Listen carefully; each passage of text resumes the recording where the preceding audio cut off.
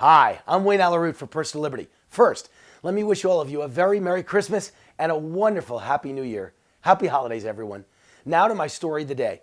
Hillary Clinton lied. Again. What a surprise. Just like when she covered up the terrorist attack of Benghazi by blaming it on a video that no one ever watched. Fact.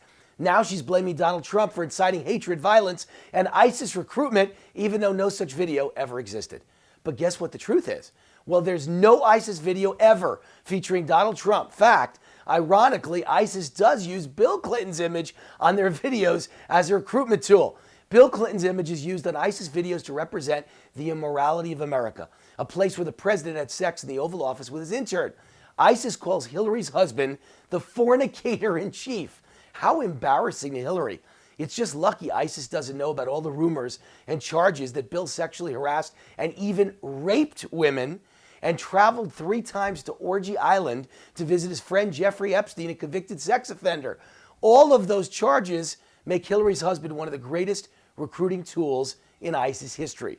But what does all of that make Hillary, the wife who stood by her man while he cheated, allegedly assaulted, raped, and participated in orgies? What would ISIS say about all of that? What would a billion Muslims around the world think of Hillary after watching a well-produced video reviewing all of those charges? My educated guess is ISIS would set recruiting records based on Hillary's background as the wife of the fornicator in chief. So maybe Hillary ought to refrain from throwing stones when she lives in an all-glass home. But there's a much bigger issue involved.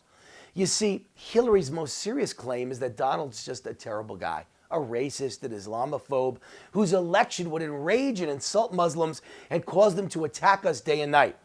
Now, the problem with Hillary's argument is that, like millions of other common-sense Americans, I couldn't care less about offending the enemies of America. I don't care what radical Muslim terrorists think. I don't care if we're enraging them. I don't care if our words or actions or even our elections for president insult them.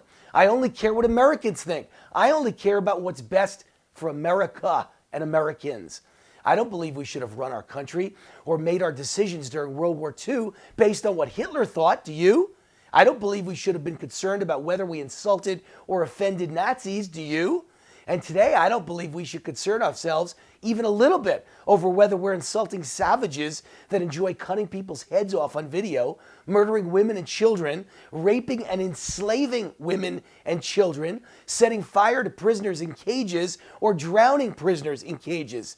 In response to people doing very bad things like that, I think it's okay to point out they're savages and not worry about whether you've offended them. I couldn't care less. But if Hillary is correct, and we should worry about offending radical Muslim terrorists, although her and Obama can't even say those words in the same sentence, then this becomes really ironic and comedic because it appears Hillary hasn't thought this one through. Once again, Hillary's throwing stones from her all-glass house. You see, nothing would enrage or insult Muslims more than America electing a woman as president. In other words, President Hillary Clinton is the best billboard material in ISIS history, if we're supposed to care what they think. Everyone knows how not only radical Islam, but even moderate Muslims treat their women. Women are treated as second-class citizens. Fact. Women are treated as property. Fact. Women aren't allowed out without being accompanied by men. Women are forced to hide behind black veils. Women are covered from head to toe in all black in 120-degree desert heat. Women are given the death penalty for the crime of being gang raped. Women are lashed or stoned for minor offenses. Women are mistreated as a way of life. Muslims would never take orders from a woman, let alone put her in charge of their country. That would be the greatest possible insult to any Muslim man. So, can you even imagine the reaction from the Muslim world if we made a woman the president of the United States? Now that would be the greatest ISIS recruiting tool ever.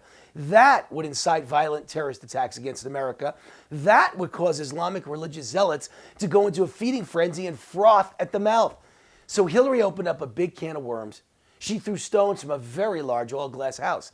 And now Donald Trump should rip a hole bigger than the Grand Canyon in her glass home. Donald should point out all of these inconvenient facts to Hillary day and night. By the time Donald gets done with Bill Clinton's serial cheating, sexual assaulting, and orgy island background, combined with pointing out Hillary's many lies, combined with pointing out Hillary's many serious crimes, combined with pointing out Hillary is a weak fool for worrying about offending modern-day Nazis, combined with the hypocrisy of Hillary being the #1 ISIS recruiting tool herself, and we all know how good Donald is at agitating and infuriating, by the time Donald is done, Hillary will not only wish she never ran, she may wish she was never born. I'm Wayne Allyn Root for Personal Liberty. I'll see you next week.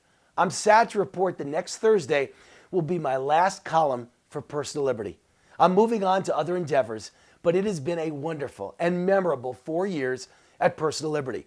It's been a pleasure, privilege, and honor to write columns and produce videos for all of you. Merry Christmas, Happy New Year, and God bless to all of my friends, fans, and readers at Personal Liberty. I will miss all of you very much.